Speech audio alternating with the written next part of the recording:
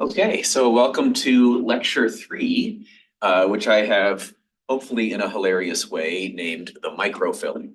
So obviously one of the themes of this course is the concept of the planetary donut from Kate Rayworth that we talked about last class and looked at those indicators. I want to go a lot farther than that book did. That book did not talk about this. This is fresh content. I will contend throughout all this course that economics is really, really awesome for a variety of reasons. But one of those is it has a super good, coherent theory of why people make the decisions that they do. And so, as I said the other class, I often find myself being an apologist for economists. That's just because I'm always finding myself among a bunch of environmentalists, many of whom hate economists because they just represent the capitalist system or whatever. And so I'm always like trying to argue for the importance of both environment and economics. Maybe I don't need to convince this crew, but it still is a useful way to talk through what is the value of an econ major and the tools that we can learn. And so that's what I'm calling the microfilling, is this donut, when embedded in a detailed economic model, has a whole lot of depth to it and really valuable details that we can use to make predictions about human behavior. And so that's what this hilarious AI-generated image is illustrating here. Although, if I were to grade this, this might look familiar to you for your undergrad classes. Got supply and demand pretty good, but this one's not quite right. The minimum of the marginal revenue curve does not intersect the average total cost curve. And so I would give this person a mark down. Anyways, what we are going to talk about today more specifically is utility. And utility is the fundamental thing that economists use as a concept for arguing that the policies of, the invisible hand or the free market or whatever are good. And we'll get into that. But first, we need to learn about the tools of utility curves, and how individuals who we assume to be rational will optimize their utility. We'll talk about the tools of constrained optimization. And so that's in the line of maximizing welfare. If you had unlimited resources, it's a pretty boring question. You could just have unlimited consumer goods. But in reality, we have constrained choices, constrained by our budget. And then I'll tie this back together about how this all relates to the environmental aspects and how we'll use it for the rest of the semester. Okay, so what is utility? We will use it throughout, but I think it's useful to think about its philosophical origins. Modern welfare economics is something that grows directly out of utilitarian moral philosophy. So unpacking those terms a little bit, we're going to be using the word welfare in a very specific way, and it has nothing to do with how most people use the word welfare. Most people think about government assistance programs when they think about welfare. They're called that because those programs are aimed to increase welfare. But when we say welfare as economists, we're going to mean something very specific, and we're going to unpack that here today. But previewing, it's a little bit related to utility maximization and consumer and producer surplus, if you remember those concepts. But the philosophical basis comes from Bentham and John Stuart Mill, who were the two most notable proponents of utilitarianism. Who has heard of utilitarianism? Who can summarize it in your own words, just in a pithy sentence?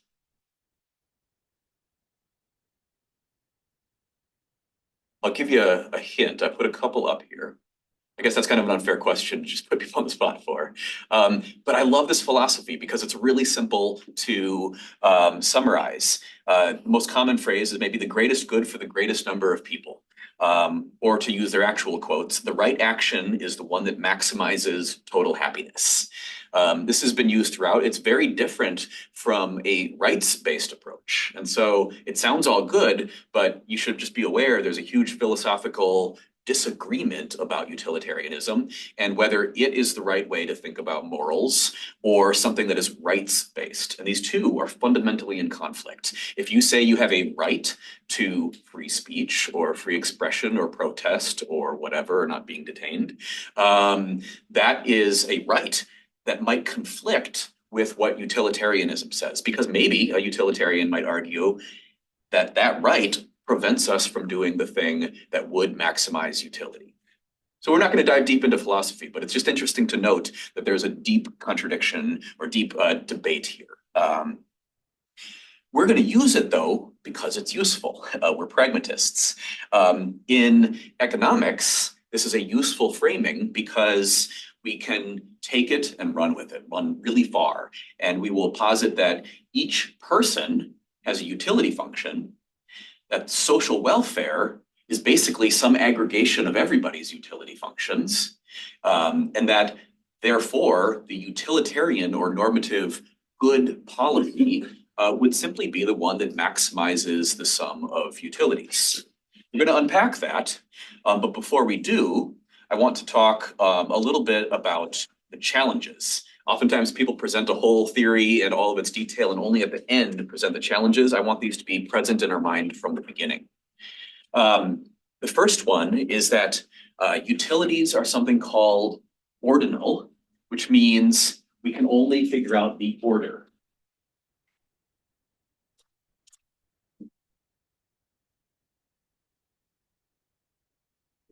So what this means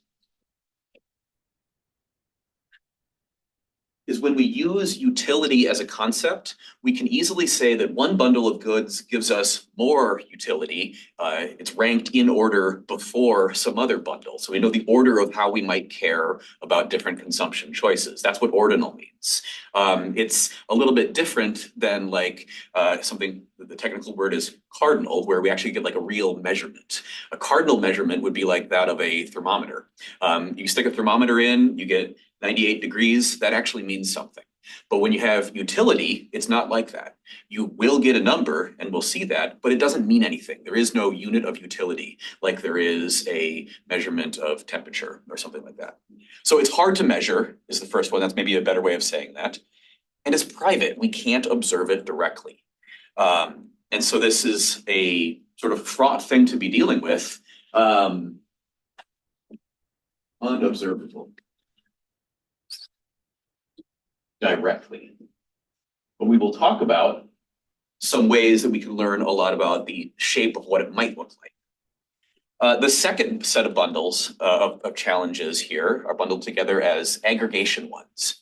I really quickly went through the idea that we can sum together our individual utility functions. Turns out that's a really challenging thing to do in a way that is value-free. However you sum people's utilities together, you fundamentally are bringing in values. Like if you sum them equally, that's saying equality matters. Or you might sum them according to some sort of distribution rule, like we shouldn't have anybody who is really poor or something like that. So I just want you to keep those in mind, and it's especially important because it will, how we aggregate society's welfare into a utility function that represents everybody is going to be fundamentally challenging in terms of debates between equality versus efficiency. We're going to see a lot of that in upcoming classes, especially with respect to present value versus future generations. So how you care about somebody born 100 years from now and whether or not they'll be struggling with a unstable climate, that's a really tough question. How much should we care about that person? We'll return to that extensively when we talk about the discount rate. Okay, so those are the challenges. And I say it can't be observed directly, but there is a very deep amount of thinking and theory behind what we can observe and what we can try to use in a computational setting. And so although we can't observe utility, we can infer things about it from observed behavior. So revealed choices or revealed preferences. Am I writing low enough for the people in the back row to see? If I ever go up too much, I'm going to have a hard time reminding myself. Feel free to move forward or just shout at me. Okay, so what are revealed preferences? It's a way to go from unambiguous observed data to a utility function. And so we don't know how many units of utility we get, but we can say preference information like I prefer A over B, and that number one, that can be observed by, for instance, did I buy A instead of B? So this is stuff that is data. You can observe it directly from a person in a store or asking them. But an example might be, suppose the options that I'm choosing from are A, B, and C. A might be a bundle of goods and services called go to the movies. B might be go to a museum, and C might be watch trees grow. And any given person, or at least the theory of revealed preferences would say, any person can make a mapping of how they prefer one option to the other. And so it's saying that, some statement like this one, like I prefer going to the movies over the museum, and I prefer the museum over watching a tree grow. It doesn't have to be that order. All revealed preferences requires is that it's in that these preference relationships are known and can be expressed. From there, the one big leap is that economists argue you can make a utility function that is compatible with all of those observed preferences. And so this is going to look almost like the same thing, where here we're going to say the utility from choice A is greater than utility of choice B, and also the utility of B is greater than the utility of C. You can see how this is really similar to the preference ranking, but we're positing that we can plug it into a numerical function that will give us output numbers. We don't know what those numbers are or what it can be interpreted as. There is no such thing as an observable unit of utility. Sometimes people jokingly call it a util. But that rather we're just arguing that we could create these functions that preserves the ordering of preferences. Now I'm curious, who here has had the intro, or not the intro, but the intermediate level microeconomics? Yeah, most of you, many of you, okay. Did you go deep into preferences? A little bit? Okay. It's one of those things that there's a lot of debate on whether or not it's even worth talking about in an intermediate course. Some people do, some people don't. But when you get into PhD level economics, you spend a whole lot of time on this because this is like the fundamental reason why economics claims to be good or correct or powerful. A phrase that you might hear me say a number of times when I'm criticizing economics is that they struggle sometimes with what I would call physics envy. A lot of economists want to see the world and the theories they create in economics as something akin to physics. It's like we can get fundamental truths about humans' behavior. Who's seen the movie A Beautiful Mind? Anybody? It's about John Nash. Great movie if you're looking for a recommendation. But he's doing fundamental mathematics, and we're exposing the beautiful relationship, sort of like Newtonian physics about how a ball flies through the air, but applied to the complexity of humans. And I think that's kind of a really dangerous way of looking at it, is that humans are so much more complex than a ball flying through the air that it can be very challenging. But a PhD in economics spends a lot of time on preferences and mathematical theorems that you can use on the preferences or on the utility functions. That's kind of an aside. The reason I want to emphasize it is because unlike in a standard intermediate or advanced undergraduate microeconomics course, this course being about the environment deals fundamentally with hard to value things, like what is the value of watching a tree grow, or what is the value of the existence of a species. And so I'm spending more time, and I decided to do this on purpose, of building out the utilitarianism, revealed preferences, utility maximization chain of logic that we're going to use throughout, because this is embedded in our environmental decision making, like cost benefit analysis, where we'll learn specific tools. So yeah, all I want to just make clear is that it is a huge leap, that we think we can put a specific number on all different things, like how many units of utility would I get from contemplating a painting in a museum? It's hard. But we're going to do it because it's useful. And it's useful because it's predictive. Let's start to define a few things. We're going to walk through, this is just called consumer preferences. We're going to talk about utility function.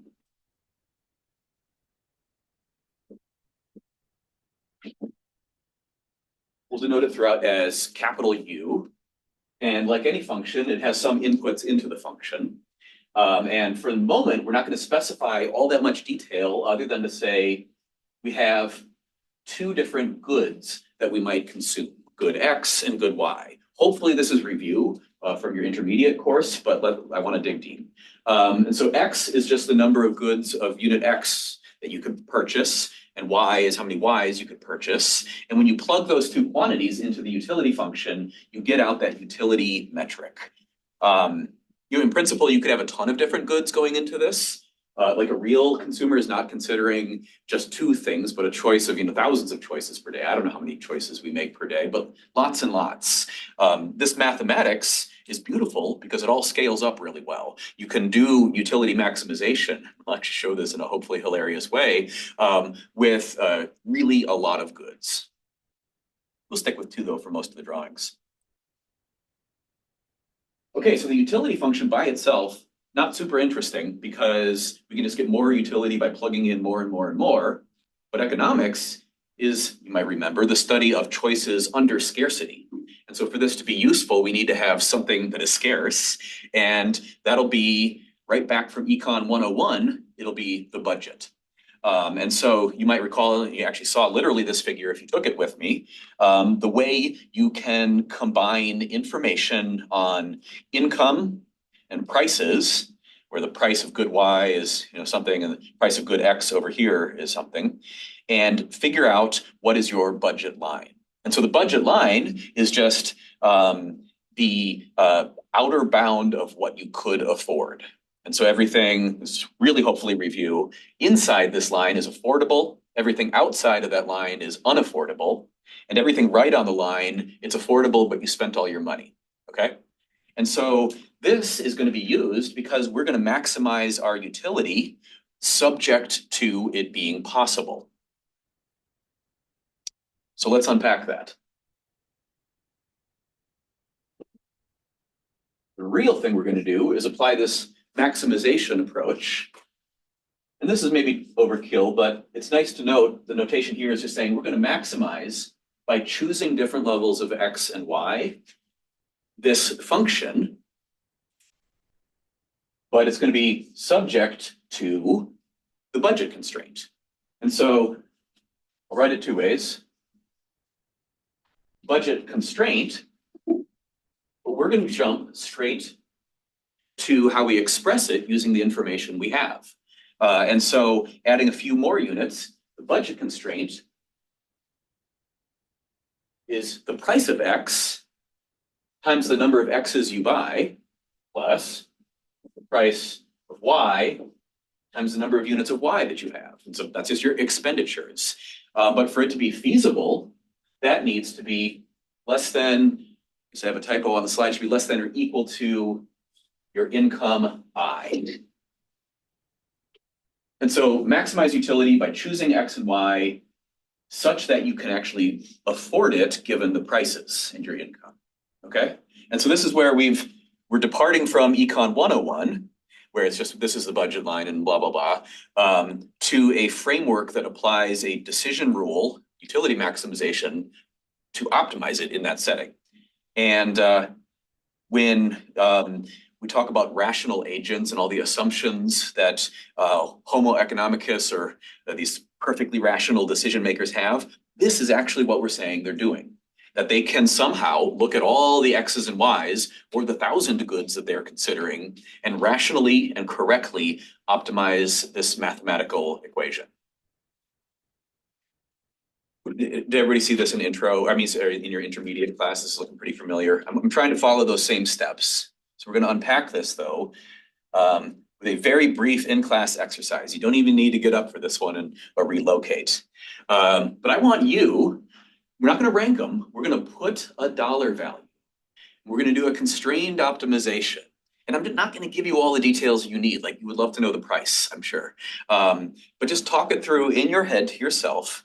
Is that suppose that's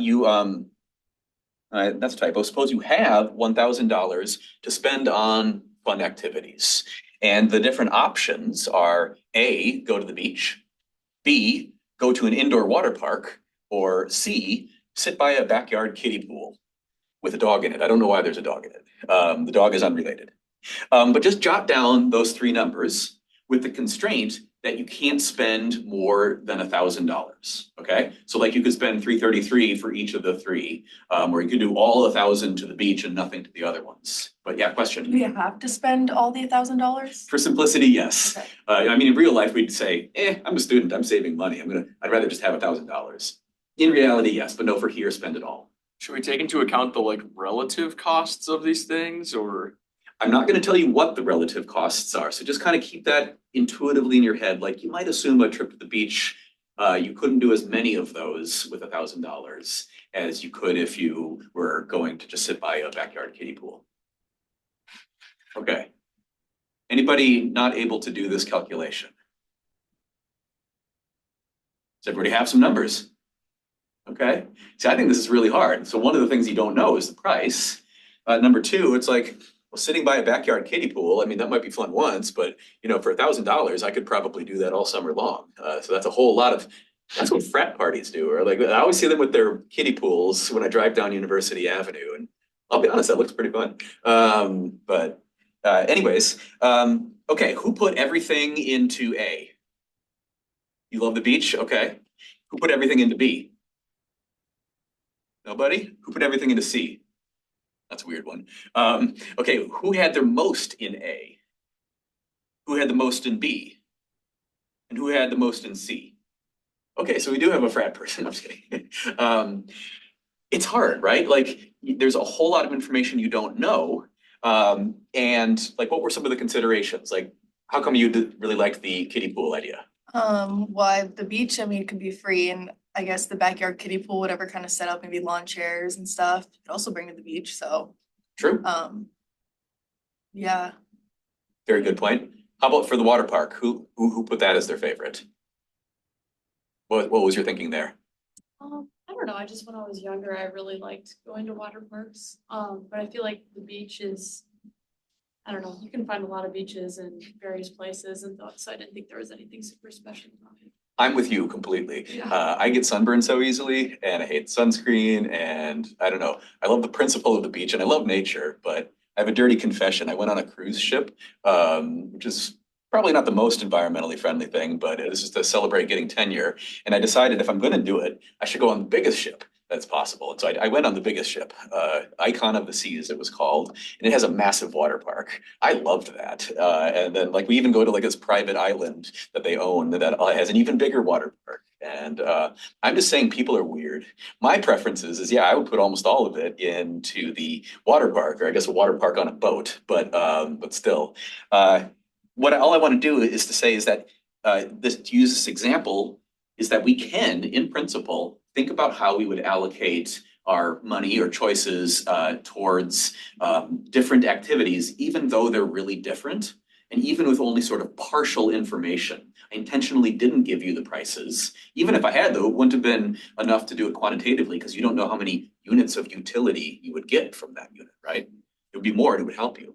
But the point of rational utility maximization is assuming we can have all sorts of different bundles, including ones like the existence of kangaroos that we can accurately analyze in our utility framework. And so I would have a hard time putting a measurement, a number of utils on going to an indoor water park, but I'd have an even harder time saying how much utility do I get from simply knowing that a kangaroo exists, or maybe even a species that I know I'll never see. So it's not even like I can directly, I've actually seen a kangaroo. So a species that I haven't seen, I still would probably assign some sort of positive value to that existence, even if I knew for sure I was never going to see it. And so this is just setting up that in utility theory, we do make a lot of assumptions. They work pretty well for things that you might buy at Target, but they start to get a little bit harder to compare when we do analysis of anything about the environment. And so that's going to be a recurrent theme that we have throughout.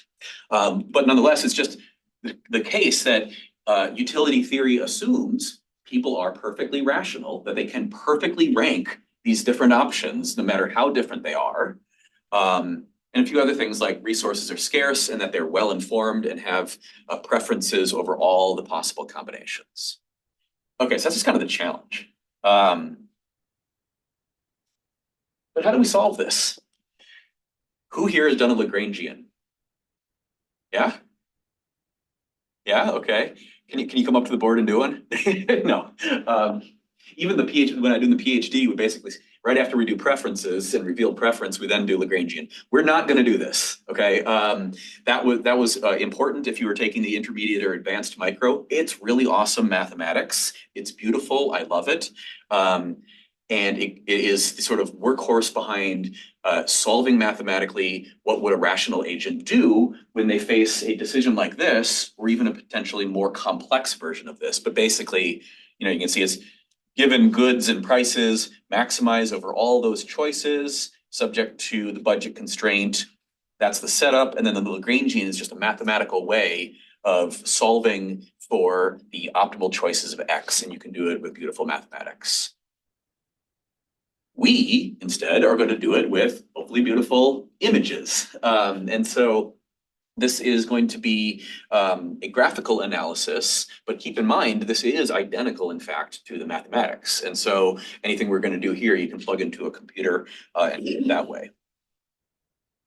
Where we're going to depart from your Econ 101 course, though, is we're going to spend more time on indifference curves. Most people in an Econ 101 don't talk about indifference curves, and that's because it doesn't talk about utility maximization and revealed preferences, but we are going to talk about them directly. Who had indifference curves in their intermediate or intro micro? Yeah, okay. But who had it in just intro? I'm curious. You actually did. Who did you have? Disease, I think. It's been a few years. But Okay. I think it sounds. Okay. Well, we'll see. So let me know if this does look familiar, but I'm just fascinated by how do you teach this best. Okay, so first off, what is an indifference curve? An indifference curve is going to be a relationship between two different goods. We're going to use these ones, good X, the X-axis, and good Y on the Y-axis. An indifference curve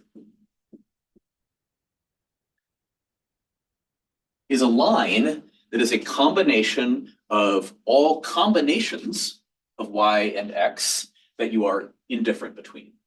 And so that sounds kind of funny, but let's plot it out. It's going to be a curve, and it will often look like this, where the utility is the same for every unit on that indifference curve. And so what that's saying is, I would be just as happy with a whole lot of X and only a little bit of Y as I would be if I had a whole lot of Y and a little bit of X. And the all of the points in here would generate the exact same number when plugged into our utility function. And so that's why it's called the indifference curve. It's like, well, I guess I'd be indifferent between here and here. It's sometimes hard to think about what those would be, but like, if you're thinking about any two pairs of goods, like pens or notebooks, if you're wanting to do good in school, would you be better off with 100 pens in one notebook or one notebook and 100 pens? That's hard to say, but there's some relationship, some combination where you're roughly the same utility between those different options. And so, yeah, it's just a way of expressing different bundles that we are indifferent between. Oops. But we might be able to think of multiple indifference curves. And as you consume more and more, obviously, if you have more X and more Y, just like more budget to spend on things, you could get even better by just getting more of both. And so indifference curves, as you go away from the origin up and to the right, you get new curves. They're all still indifference curves where you're the same utility on any point in that, but they continuously move this way. One of the reasons for the shape that we're drawing, that what I said is the typical shape, is in intro econ, you spend a lot of time talking about the law of diminishing marginal returns. And that is, just to reiterate, that's like the example of if you're starving, how much utility would you get from X number of slices of pizza? You get a ton of utility from the first because you were starving, a lot of utility from the second and third and the fourth and the fifth, you're starting to get full. The sixth, you're getting really full. And probably at some point you would just simply stop eating because the additional utility or happiness you get from eating goes down to zero even. And so this is described rather as a law because so many things that we see in real life, both in terms of consuming things like pizza, but also, as we'll get to, producing things, exhibits diminishing returns. And in the consumption case, when you have diminishing returns, as you get more and more U1, the relative value of the other thing goes up.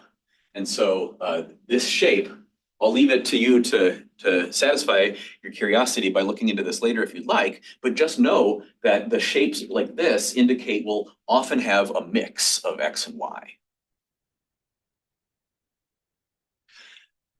The key thing that we get from this, so now let's put some specific units on it. We might have the quantity of pens and the quantity of mugs. This is that normal case where we've talked about where I think few people would want to live a life where they have lots of pens and no mugs, right? What do you drink your coffee in? Or live a life where you have only mugs and no pens, what you write your notes on. And so it bows out like this, indicating partial substitutability. The more bowed it is, the less substitutable the things are. And so the normal case is just more is better, but a mix is best. And so that's kind of the takeaway from indifference curves and their normal shape. But it also can be extended to think about other extremes. And so normal shape is the key thing to remember. But we could also have, I'll draw them a little smaller here, a curve like this. No, I did that in the wrong order. Let me at least make it match the slide, sorry. A curve like this. So instead of bowing, it is a perfectly straight line. This is perfect substitutes, where the value of an X is exactly the same as a value of a Y. So you'd be comfortable with just changing one for one, and that there's no real value of having a mixture of them. This is the opposite of perfect complements. Oh, and so let me put some names on this one. This might be blue pens or black pens. You might push back to say black pens are just superior to blue pens, right? That's my preference. So that would just be a little bit bowed in, but more or less you can see that a blue pen is a pretty darn good substitute for a black pen for taking notes. So it would have a curve that is closer to flat. But if you had something that was perfect complements,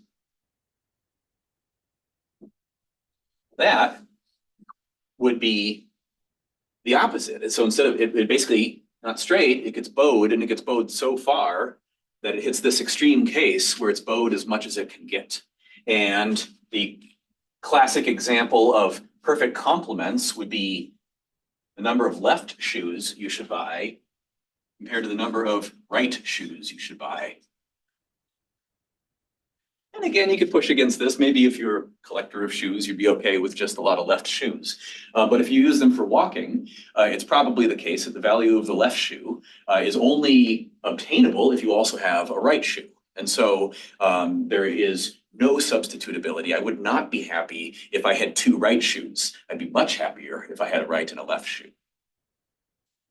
Okay, so those are all just different indifference curves, and we are going to use them to solve this problem.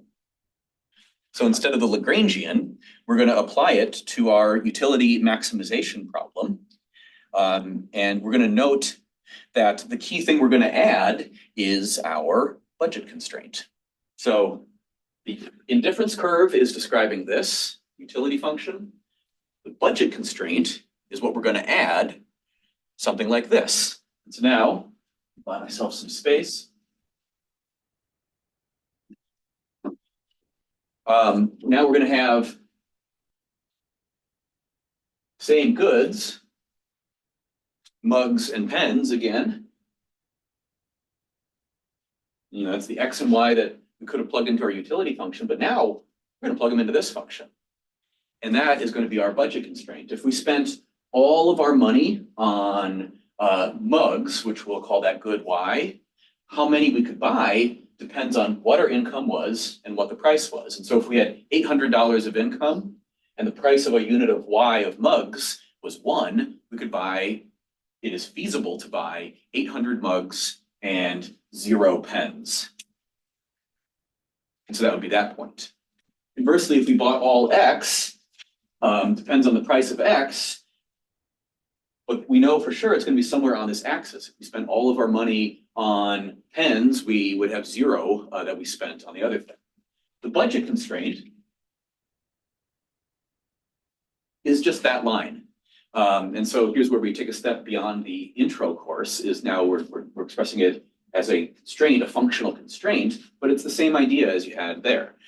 Is that this set is the purchasable set, and the things on the line are the purchasable ones where you actually spent all your money. Okay, so here's the fun part, is when we start to draw indifference curves on it. What if we had a utility of this amount, call it U0? How happy are we? Well, we're U0 number of happy, but the question is, could we do better? We want to maximize our utility. And if we chose something like this point, that combination of pens and mugs, we would get this amount of utility. That's good, but could we do better? Well, yeah, you can kind of see, slide it to the upper right, like we've chatted over there. And so this line here is the could be happier line. And we would keep on getting happier until, call it U1 star because it's optimal. This is the optimized one. And what's interesting here is now there's a single point, the point of exact tangency. This amount of pens and this amount of mugs is optimal. But that's in contrast to the I wish scenario. Yes, you would have more utility if you somehow got out to here, but that's not possible. It's because you, in this framing, don't have enough money to purchase any of those. And so constrained optimization, the Lagrangian, or whatever way you choose to do it, is just getting us to that utility maximized point where the two curves just barely touch. So why is this interesting? Well, number one, it's a way of solving it. But number two, it gives us a powerful way to predict what might change and how human behavior might react to, for instance, price changes, right? So, you know, prices are constantly changing in the news, and that changes what we might want to buy. And so here, if the price of pens went up, instead of being all the way out here, I should have stacked them on top of each other so you could see it better. But if it got more expensive, it would rotate, and you might remember this from 101, the budget curve inwards. What's nice is the utility maximizing approach still works. It's just that we would have a loss of utility. It would now, this existed previous utility isoquant or indifference curve is not attainable, and we'd have to fall back to this one. And so this is a direct way of saying, from a utilitarianism philosophy perspective, why price increases are bad, okay? Because now, if you apply this to all of society, jumping way ahead, you would see that society itself would be worse off. And so whatever caused that price increase is a bad thing, ceteris paribus. Okay, so trying to tie this back explicitly to philosophy and morality. But basically tying it all together, just to summarize, this thing is the same as this thing. Consumers are going to choose whatever bundle of X and Y maximizes their utility from the set of affordable bundles. So max U of X and Y, subject to PXX plus PYY being less than or equal to your income. And so that is the sort of combination of basic consumer theory. Any questions on this? Hopefully this is review, but I want to get it real fresh in our memories. One last technical thing is Usually the utility function is not specified. It's just more useful to think about it as some unspecified thing that satisfies the whole preference relationship, but we don't really care about the number. Well, if you want to actually mathematically optimize, you need to give it some sort of specific shape. And so we will actually be using what are called Cobb-Douglas utility functions. And that's just going to be something that now, instead of the general form here, it's going to give it a specific computable form. So the number of units of x raised to the alpha power times the number of units y raised to the 1 minus alpha power. Based on alpha, you'll have different shapes of this indifference curve, but they'll all have that sort of standard convex bowed-in shape. And so we'll use that throughout. And it's a nice convex curve. Okay. I want to do an unnecessary pivot here to describe what happened to me this morning. I sat down to do these lecture notes and I got really excited about it. Again, I'm prone to do this. And I fell for the AI trap of I started using AI to make something funnier and funnier and funnier until it became over the top. So first, let me just give you an archetype of the running joke about AI that I always have. This is right after DALL-E came out and we could start to generate images. And so I gave it a basic prompt, generate an image of a cat on a chair, right? So it gave us an image of a cat sitting on a cozy chair. But this is like my personal hobby. I don't know what this says about me, but I like to push things to the limit until they break. So, okay, make it cozier. All right, yeah, that's an updated image, a little bit cozier with a cat in the armchair. Make it a whole ton cozier and fluffier. Okay, that's getting pretty extreme. Let's push things to break. Make this insanely more cozy. I can't overestimate how cozy I want this to be. Millions of times cozier. You start to push it. Now we had infinite coziness. Okay. Oh, but that's not even nearly floppy enough. You can just keep on going. And I have a lot of fun with this. But what I did today, this is just an admission, is I did that to applied economics. If you go to our website,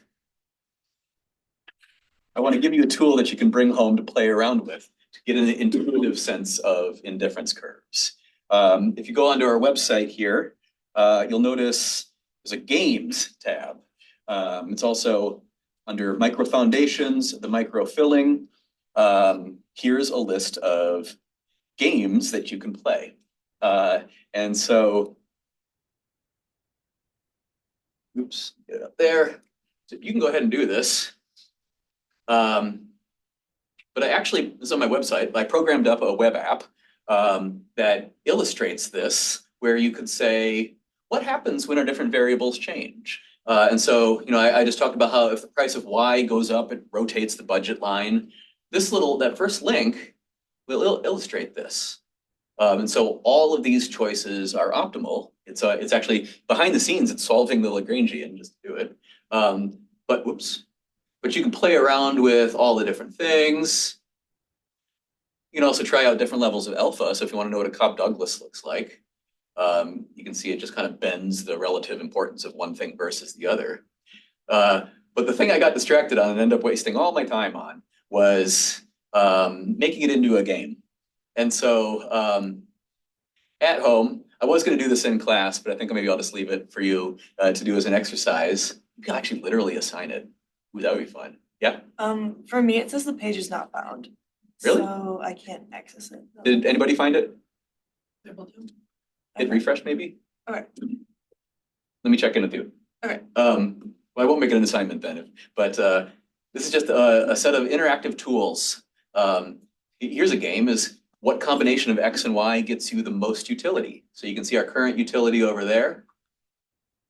It's a function of how many good X and good Y we can get. We can see it changes around as we have different combinations, but we don't want to go past our budget constraint because you can't afford that. And so indeed, it's optimal on 25, which I'm struggling to do right now. There we go. Well, close enough. But if you're curious, I had a series of ever more complicated games. Ever more complicated games. Like this one is actually probably, oh yeah, you're right, I see. I have a typo in some of them. I'll fix all of those. But I made this claim that utility theory works for any number of goods. So far, we've only been considering it in 2 dimensions. But what if you do it in 3 dimensions? This is what a Cobb-Douglas looks like with 3 dimensions. And so it's that form, but x, y, z, and all the coefficients sum to 1. But the same idea holds, is as you produce more of x, it shifts. It's kind of hard to see, but you can see it's shifting. It's very tricky to, I didn't spend enough time on the user interface, sorry. But you can see it's shifting that curve, but the same idea is now it's optimal when it's just tangent to the budget constraint, which because we have 3 goods is now a plane instead of a line. But where this got ridiculous is I applied the cat logic, make it fluffier. And so now I have a series of other ones that, okay, now do it in 4 dimensions. And so it's going to use color as the 4th dimension. 5 dimensions, okay, apparently that one didn't render. Okay, I did this right before class without testing, and so I'll fix those. But you'll just have to trust me. I even came up with a user interface that was able to let you drag around sliders to try to optimize a utility function subject to a budget constraint with 15 goods and 15 prices. You might be wondering, how did I do this all right before class? The answer is vibe coding. Who's heard that word? Vibe coding is using AI to make things really, really fast, and it's usually considered a negative thing. But on the other hand, it was able to make this in a matter of minutes. This would have taken me a long time before. So I'll put those up, and once I confirm that everybody is able to load them, and that will be our next assignment, is play around with one of the ones, and I'll give you more details on what it'll be.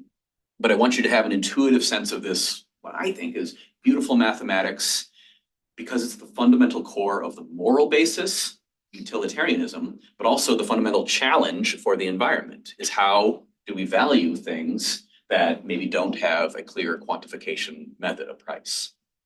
So with that, let's leave it there, and I'll send you an update. There was no reading today for today, as you probably noticed, and that's because I decided to write it on the fly, and that's what this was. There may be a reading for tomorrow, or for next class, but we'll see. I'll always try to get it to you 2 days in advance, though. But this course is generating itself as it goes, so I hope you're okay with the patience of needing to see what to read as coming right after class. So, thank you, everybody.